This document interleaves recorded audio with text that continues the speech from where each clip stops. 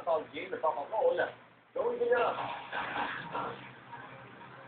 Alex, sa huling gabi ng lamay ng Panginoong Cory Aquino dito sa Dasal Green Hills, sinamantala ng mga ordinaryong mamamayan at maging ng mga malalaking personalidad ang pagkakataon para makapagbigay-pugay kay Ginang Aquino. At daw ng malakas na ulan, tuloy pa rin ang dating ng mga naisimuliyak sa mga labi ng dating Pangulong Aquino. Hindi matiyak ng mga organizer kung ilan ang dumalang ngayong araw. Pero ang tiyak lang, lalo bang bumuhos ngayon ng mga nagdadalang hati. Galing man sa iba't ibang sektor ng lipunan, iisa naman ang kanilang damdamin. Nakikita tayo sa sambayanan. Parang maganda na ang mukha siya. So, ito lang yung parang pinapakita ng sambayanan na talaga na pamamahal nila sa dating Pangulo. Pagbubuklod at pagkakaisang tila naging tema sa buong maghapon at gabi. Pagkakaisang minsan na nakalip sa ilalim ng pamumuno ni Corazon Aquino.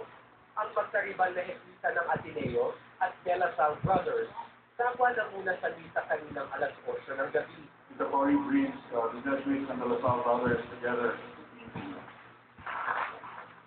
For many groups, he brings people together because he has been for us a great source of unity.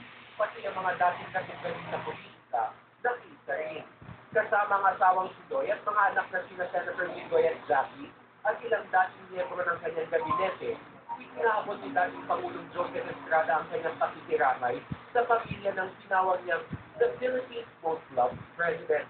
This one woman was courage and sincere,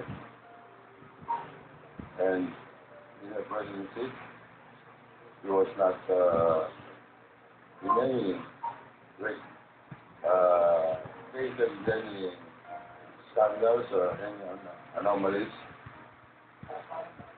Isang maikling prayer service, Alex, ang sinasagawa ngayon dito sa loob ng Zen, habang patuloy naman ang pagpasok ng mga gustong sumulya sa mga labi ng dating Pangulong Cory Aquino. Inaasahang magpapatuloy ang pagpila o pagdating ng mga tao dito hanggang alas 4 mamayang umaga.